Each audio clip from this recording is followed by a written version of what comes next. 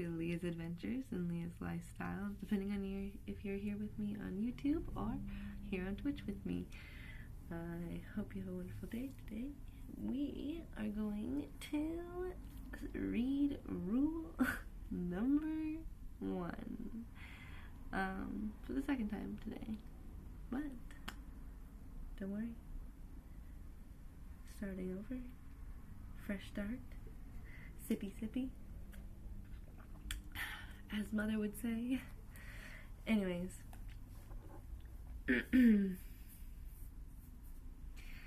Let's get into it. Starting on 16%, page 47, 324, if you're on a Kindle. When I was looking at industries the hard way back in the 1980s, it was slower because I was doing it in a public library by flipping through thick data books. But I got to the same place eventually. A list of the businesses that I could probably come to understand pretty easily with a little homework. You can do it easily, just by answering the 3 questions about what you're talented at, what you love, and how you make or spend your money. You'll quickly have a list of dozens of companies you already have a pretty good understanding of. Armed with that list, and you can start shopping.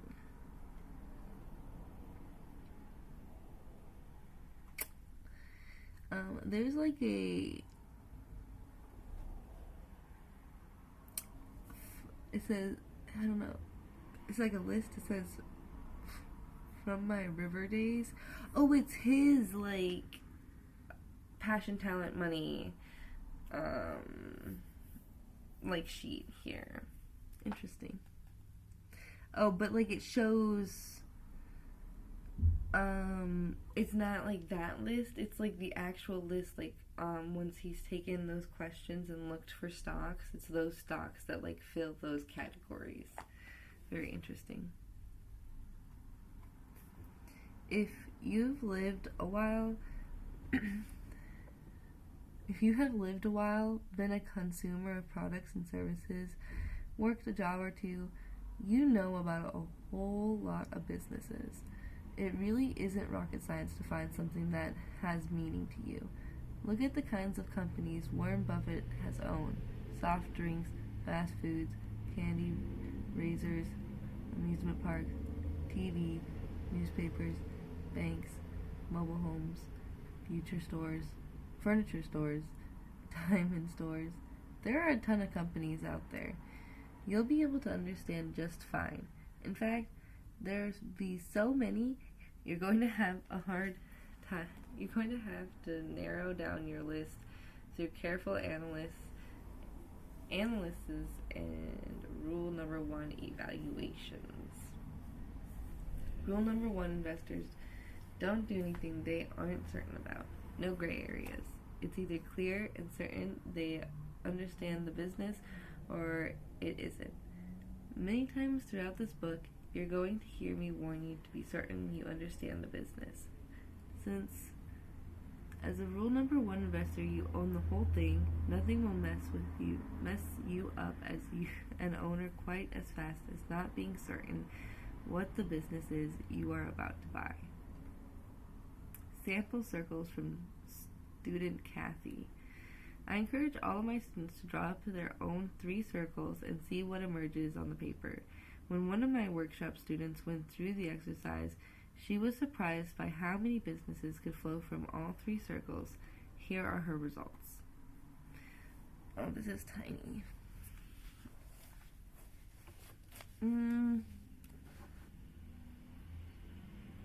Children and families, reading, traveling, animals, theater, and teacher under what I love to do, her passion. Under what I am good at, talent is computers, working with people, teaching, training, writing, being a parent, planning and organizing. Where do I earn/spend money? Spending money as a teacher, trainer. In money, teacher, trainer, out money, kids' clothes and toy stores, Disney World, the computer store, theater, and books. Kathy noticed right away that the teaching and children were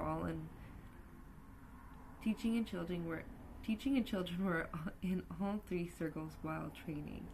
Computers, theater were in 2 circles. These 5 areas of interest led her to 8 industries.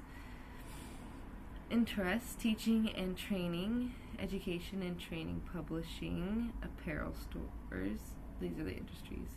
Children, apparel stores, categories, toy stores. Computers, personal and computer application software for theater, movie, production, and theaters. These 8 industries, companies, more than 300 businesses that Kathy can look at with some degree of control because her experience as a parent and a teacher has given her a lot of familiarity with the businesses in these industries. Once you begin to actually partake rule number 1, you'll begin to see what areas of marketing you understand and what areas you should avoid. You'll also discover areas you'll want to explore and attempt to understand, and take the necessary steps to do that. But some of the understanding might come from the sheer trial and error. You'll likely have to at least one experience where you think you know a certain business and industry well, only to see it fail once you've invested in it. Results: a feeling of being slapped in the face. Have I ever misunderstood an industry and gotten burned? Of course. And it was part of my learning curve. It happened when I invested in a computer company that had a lot of brains, money, and a historic leader, Steve Jobs, behind it. The year was 1985, and Steve Jobs had just left Apple to build a much better operating system than both Windows and Apple, which he called Next. He was encouraging investors like me to invest in either Next itself or in companies that were developing software that would run on the Next computer. Because I'd been contemplating investing in a software company, I'd been in contact with programmers and computer geeks.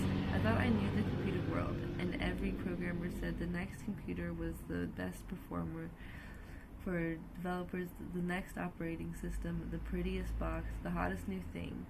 It had everything, except that it wasn't compatible with Microsoft Windows, and Microsoft products reigned supreme.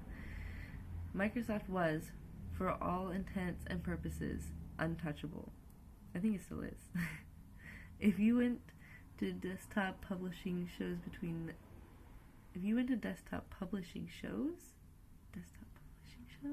what are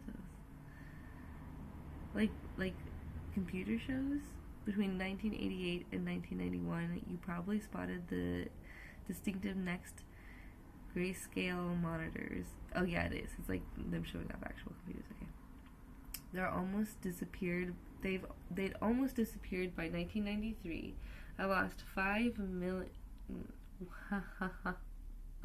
when paled in comparison with how much other investors lost, including Ross Perot, Carnegie Mellon, and Stanford Universities, and Compaq Computers.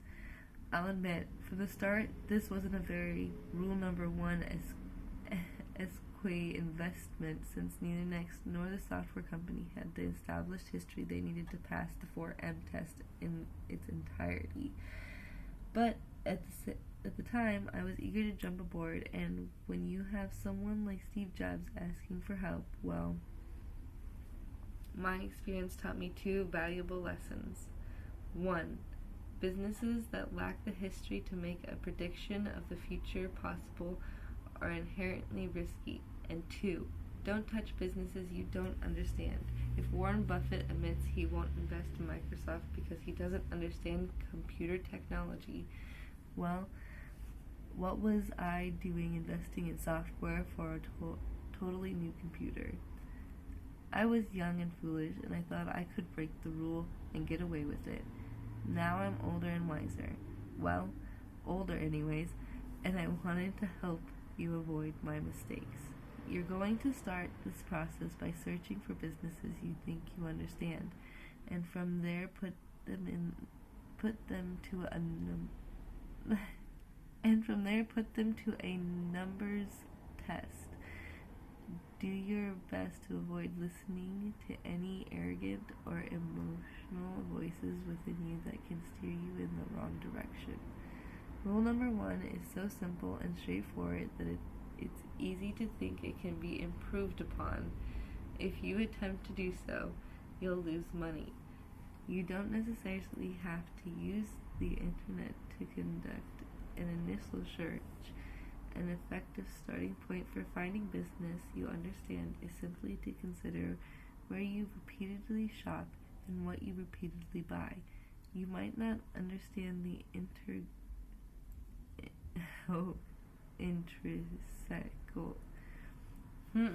Hold on. Intricacies.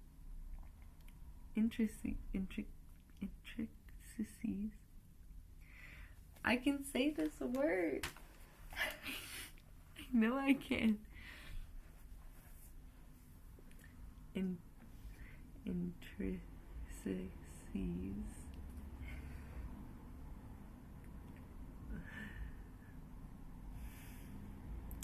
It's like the word that means like the small little details, the fine details of things, the intricacies. Oh wow, why? No, the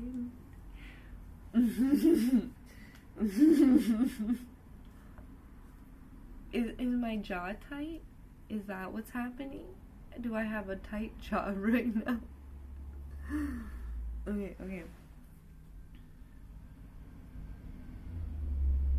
Maybe I just need to hear it. I'll use Google to say the word, and it will tell me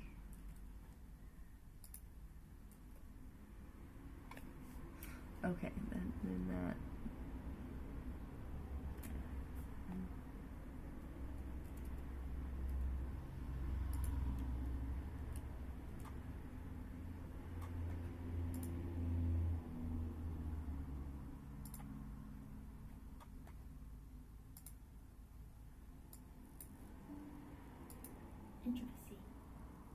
Intricacy. So this word is intricacies. Intricacies.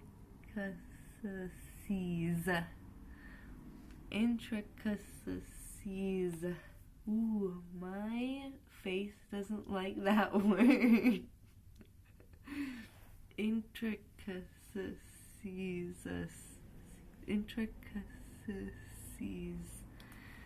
Okay. You might not understand the intricacies of, saying, the shoe industry, but if you wear only Nike shoes and routinely buy Nike apparel and happen to like everything you see and hear about Nike, that's a good start. Look at your credit card statements and checkbook to see where your money goes, and then ask yourself, what would I be proud to own? My guess is you'll have 15 or more on your list just from being alive and working. Once you actually have a list of wonderful companies that appear to meet all the rule number 1 criteria, the full extent of which you'll learn step by step in this book, that list will become your watch list. It will contain the companies that require only 15 minutes a week to monitor, and then the real homework begins. You'll have to know if any of these companies has a moat. Chapter 4. Hot diggity dog, we made it to chapter 4. Well, I'm so sorry about those. Oh gosh. Okay. I shouldn't sit like this. There we go. That's better. I was like looking at the screen differently, but this will be a lot better. Okay, so on our note page, we had some questions that we need to answer for our businesses. And for the business having meaning, we had an A and B question. So now we're getting into number 2, does the business have a wide moat? So underneath, any questions we have will be like 2A, 2B. So identifying a moat. Learning is not compulsory. Neither is survival. Compulsory? I don't know if I know that word. Let's go Google it. It sounds like compulsive. But it feels like it should mean requiredable. Compulsory, achieved, required by law or a rule, obligatory. Compulsory should be obliged, having to. The abuse, involving or exercising compulsion, coherence, obligatory, mandatory, required. Yeah. Interesting.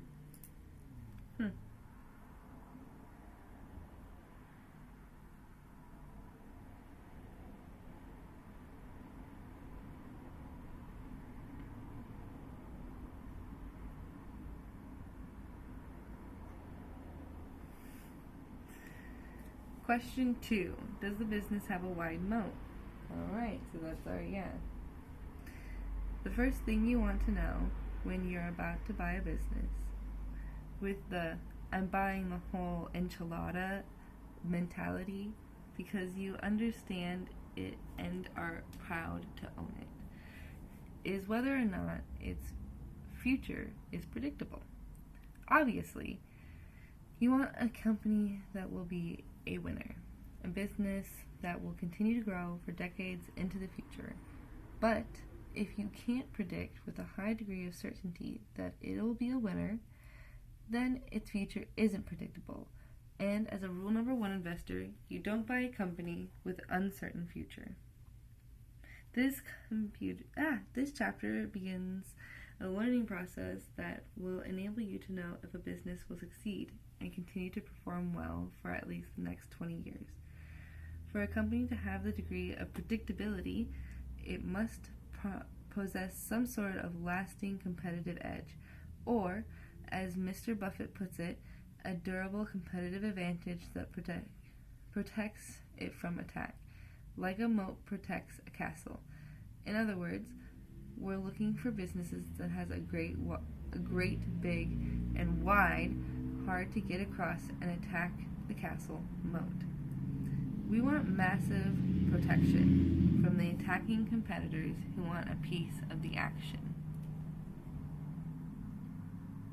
Finding a business with a wide moat is key to finding a successful business to own, because a business with a wide moat is much more predictable for the next 20 years than a business with no moat. Some of you may already be familiar with the moat concept. Even so, I'd encourage you to read what follows as a reminder of how critical this concept can be. After providing a primer on moat characteristics, I'll then show exactly which financial numbers you need to see a huge moat. What is a moat? The idea of a moat is really simple. If an industry looks as if it might be very easy to get into, there probably isn't a moat. On the other hand, if it looks as though it might be really hard to get into and be successful, you'll probably find some wide moat businesses. For example, when I was a kid, my family had a little farm in Oregon with one cherry tree. All I had to do to get into the cherry business was to climb up into the cherry tree and pick cherries, get my grandfather to take me to the cherry collection station where they'd weigh in my haul, measure a random sample, and pay me. That was it. No berries whatsoever to my being in the cherry business. The reason there was no barrier was that nobody at a grocery store particularly cared which farm the cherries came from. A cherry is accommodate, which means a cherry from a farm is pretty much indistinguishable from a cherry from another farm. Commodity businesses don't have moats. If you own a commodity business, you have exactly zero protection from competitors. Today's not my day for vocabulary words, apparently.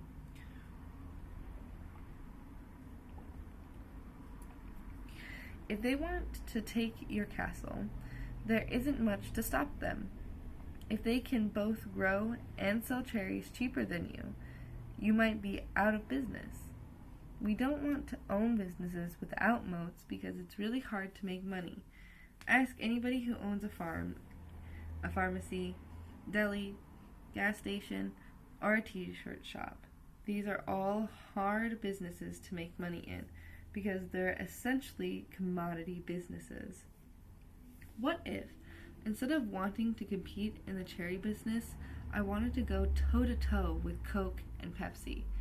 Looks like they make a lot of money, but do you think that might be hard? Let's say I even have a tree that magically grows cans full of soda. a magical tree.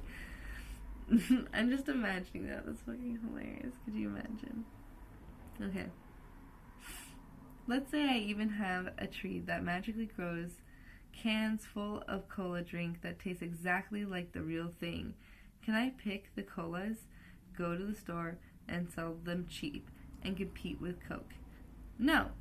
The store owner has only so much space in his cooler. Coke and Pepsi already have taken every inch of that space because customers come into the store specifically to buy Coke or Pepsi. The reason customers show up to buy those brands is that Coke and Pepsi are on TV all day advertising. Those ads don't cost the store owner a dime.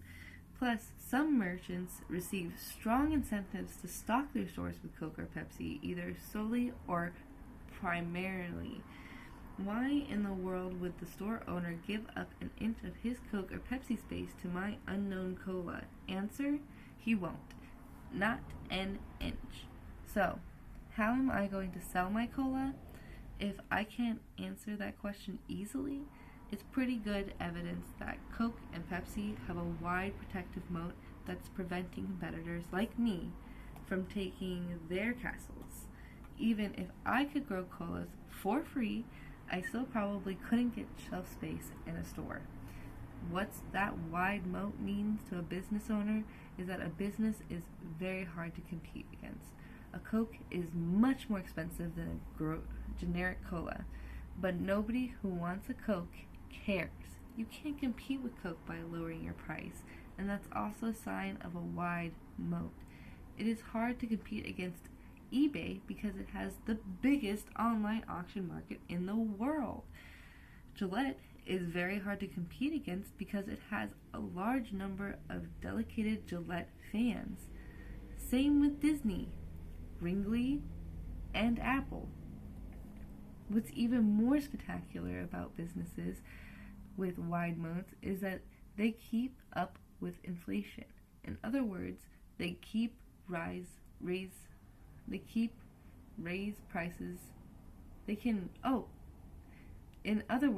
can raise prices as their costs go up. People will still buy Coke, a Gillette razor, or grande latte at Starbucks, even if these items cost more today than they did yesterday. Moats aren't just about loving the product. Lots of people hate Microsoft, but use Windows anyways because it is such a huge library of software running on it that they're somewhat forced to use it. Remember my next story, my fellow investors, and I couldn't swim across Microsoft's moat and attack the castle? A competitor like Linux can give away its operating system for free and still not make much of a dent in Microsoft's market. Switching from one operating system to another can be so painful as to be prohibitive. And while people in small towns might hate what the local Walmart did to their neighbor's hardware store business, they still buy the hammer at Walmart because it's so cheap they can't help themselves. Walmart has a moat based on price. Oof, ain't that the truth though?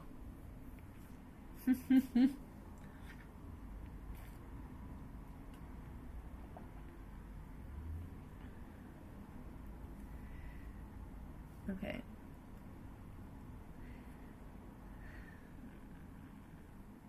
A rule number one company will always be one that can ride an inflation wave. That's the purpose of the moat around the castle. Protection from inflation and competition.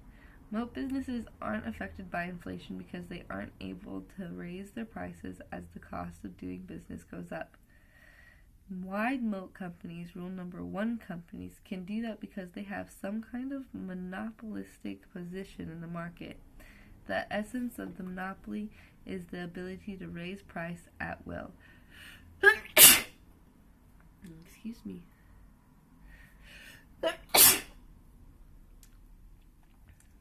Excuse me. Moats can be created by trade secrets that keep other businesses from copying them. In addition to possessing a brand moat, Coke's trade secret taste is so well liked that Coke couldn't even compete with itself. It tried a new formula, new Coke, and blew a hole in its revenue. People have enjoyed Coke just the way it is for nearly 100 years. If other companies could copy it, they would, but they can't quite get it right.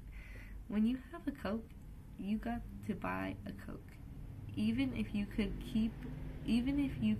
copy Coke perfectly, you'd have to compete with its brand and its worldwide distribution. Nice moat. The pharmaceutical giant Pfizer gets its moat from patients on drugs. That's a moat supported by law. Intel gets its moat from its long experience in building chips. You'd have to hire Intel's people to get what they know.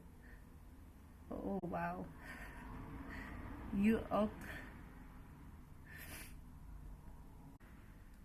The pharmaceutical giant Pfizer gets its moat from patients on drugs. That's a moat supported by law.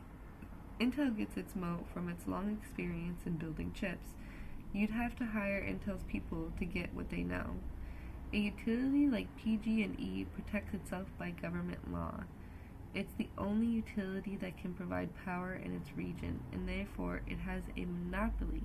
To get power in California, you have to buy it from PG&E or build your own power source. Utilities are like toll bridges. To get over the body of water, you have to pay the toll or build your own boat. Toll bridge companies are often government created.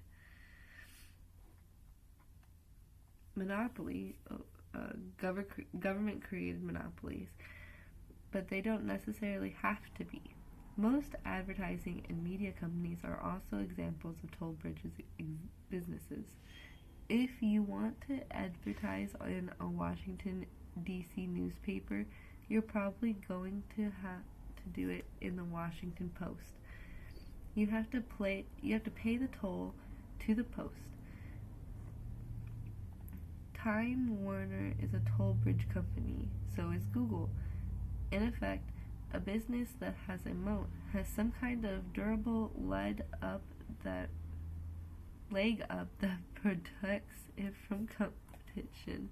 It doesn't have to be a monopoly in a classic sense, meaning it has exclusive control over a particular area of the market, but it should be a company that is well known for being number one or number two in its industry. The 5 moats, and then it shows the 5 moats: brand, secret, toll, switching, price. The reason rule number 1 investors like moats so much is that moat companies permit more accurate predictions about their futures.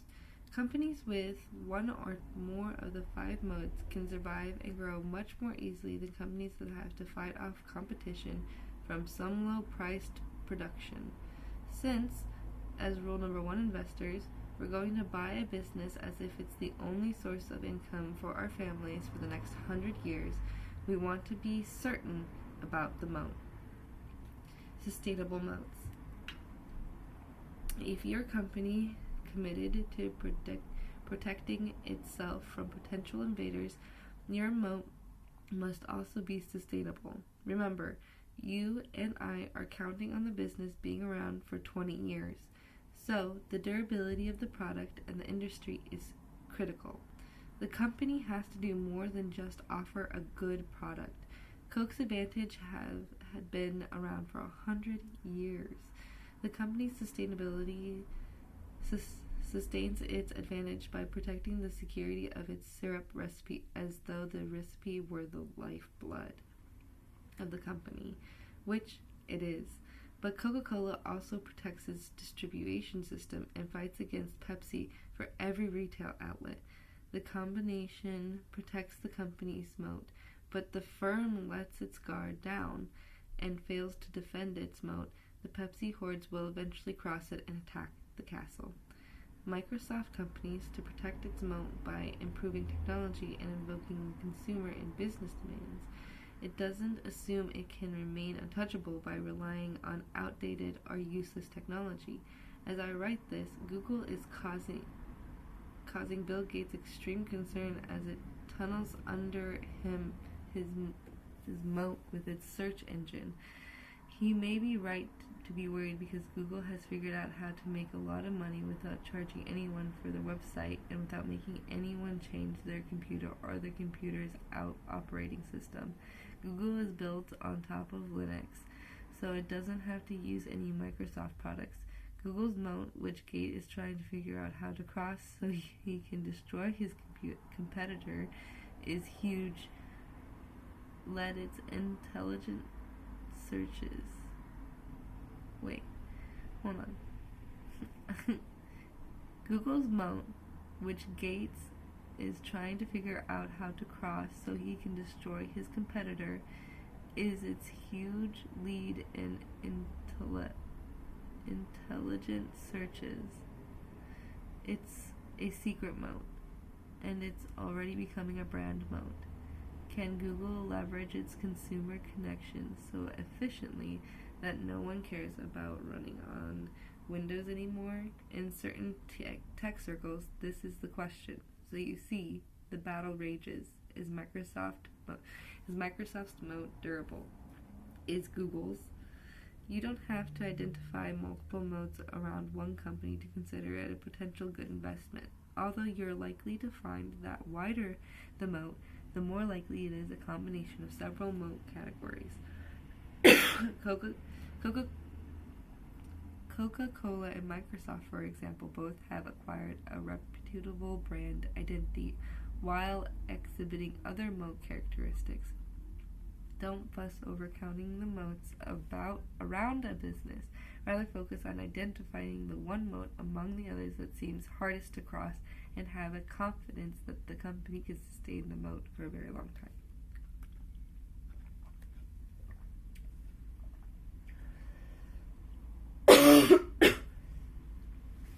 So underneath 5 moats in the little tiny, like 1, 2, 3, 4, 5s, I'm going to do like a little spin. And I'm just going to make a key note here saying just one moat that you're confident in will be around, can help the company be around for like a long period of time.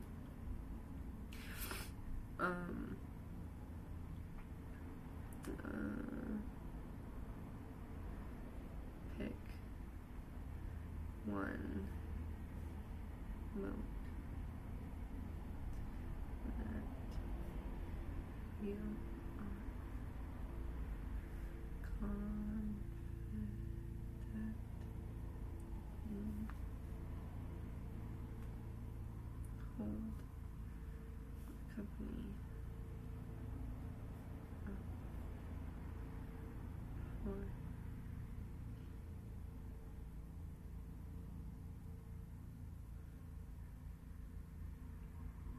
Okay.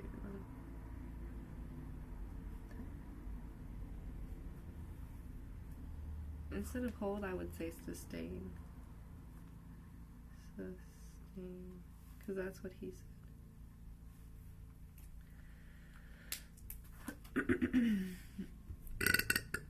Wherever that came from.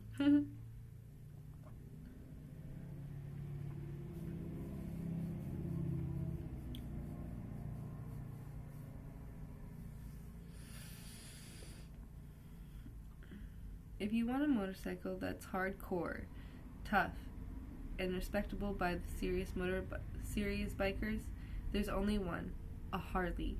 Anything else could get you a beating at the big biker rallies in Sturgis and Dayton every year. Yeah, right, that's a little dramatic. The look, sound, feel, and personality of the motorcycle are what Harley owners buy. There's no second choice. Harleys have been around for decades and will be around for decades more. But back in the 1970s, the company had to fight to compete against the Japanese. Honda spent millions trying to compete with Harley. Honda makes a better motorcycle from a technical point of view, and it's much less expensive, but it doesn't sound like a Harley. It doesn't ride rough like a Harley, and it doesn't get respect like a Harley. Not surprisingly, Honda has been unsuccessful in convincing motorcycle riders that its bike is a Harley, even when its look almost exactly like one. Its bike is a Harley. Wait. Not surprisingly, Honda has been unsuccessful in convincing motorcycle riders that its bike is a Harley, even when it looks almost exactly like one. They made one that looks like so weird. I'm so sorry, guys.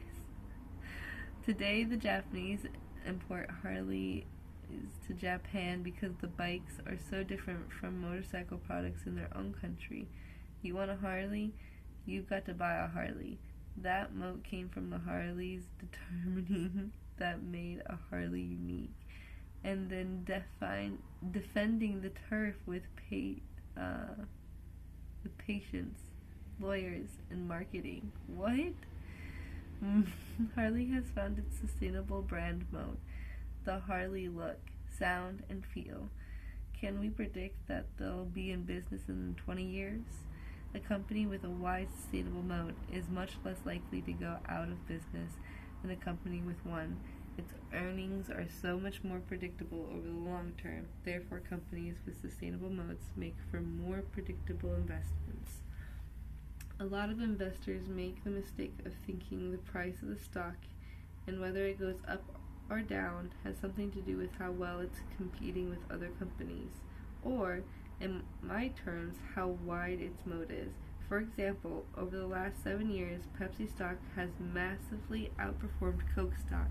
But remember, we don't buy stocks, we buy businesses. As business buyers, we must understand that there are many forces affecting stock prices, forces that often have nothing to do with the quality of the company or the width of the moat. Here's a great example. Refer to the charts on this page.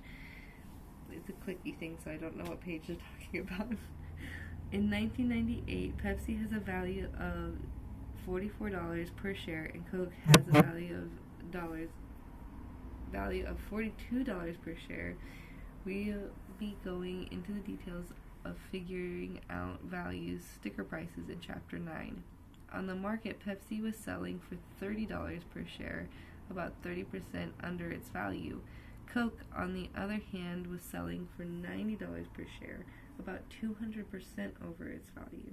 Since then, Coke's market price has gone down, and Pepsi prices has gone up. What a surprise. Understanding that moats tell us whether a company is likely to be around in 20 years, not the price we should be paying for it right now. Wide moat businesses are often massively overpriced and, as a result, can drop in price like there is no tomorrow. But if, in fact, a company has a huge moat, the existence of that moat almost guarantees there'll be a tomorrow, brighter than today, That tomorrow is, of course, what we rule number one investors count on. The payoff for buying a stock when everyone else is undervaluing it. Sometimes people just learning rule number one think that because companies with obvious moats are usually priced well above what they're worth, these companies are always priced well above what they are worth. Sometimes people just learning rule number one think that because companies with obvious moats are usually priced well above what they're worth, those companies are always priced well above what they're worth. Not true. Emphatically not true. If it were true, to get a big margin of safety, you and I would have to find businesses with wide moats before anyone else noticed the moats were there. I don't know about you, but I'm just not smart enough to do that. Consistently. Do that consistently, he says. Me, I'm going to just keep doing what works, identifying obvious wide moat businesses and then buying them for a lot less than they're worth whenever I can. If you bought Coke in 1980, your rate of return as of 2005, 25 years later, would have been 12%. If you bought Pepsi in 1980, your rate of return would have been 12%. So we have two companies with almost identical product, brand moats, and compounded long-term returns in the market. But look at their price charts and see the apparent difference. There's no real difference in rate of return, but it sure seems as if Pepsi did better. In fact, what happened is that Coke got massively overvalued in the late 1990s and since then has been repriced by the market. Our job is to find a business with obvious wide moats, buy them when the market has priced them too low, sell them when the market has priced them too high. Doing the opposite way, buying Coke at $90 when it's worth $40, is a bad idea. We want to sell ours at $90. These overpriced wide moat companies do have a way of crashing, which gives us our chance to buy them back at great prices and ride them up for another 10 to 20 years until they become overvalued again. But to do that, you have to be confident in the moat. Figuring out whether a business has a moat can be challenging if you try to do it based on instinct alone. Rule number one, investors, however, take the guesswork out of identifying a big moat by looking at 5 numbers in particular. These 5 numbers put the magnifying glasses on businesses, allowing us to truly see what's going on inside and whether we can keep these firms on our list of our wonderful companies.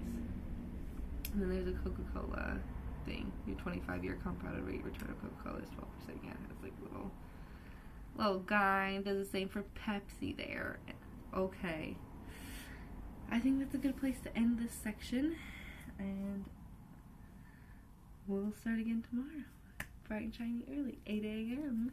on Tuesday the 17th. Okay, guys. We are ending at 21%. Page 60. Oh, sorry. Page 62 of 324 on a Kindle. Thank you so much for coming and reading with me and taking notes. Don't forget to like, share, and subscribe. Comment down below. What's something that you've learned through this process so far that you've used or that you want to use? And until tomorrow.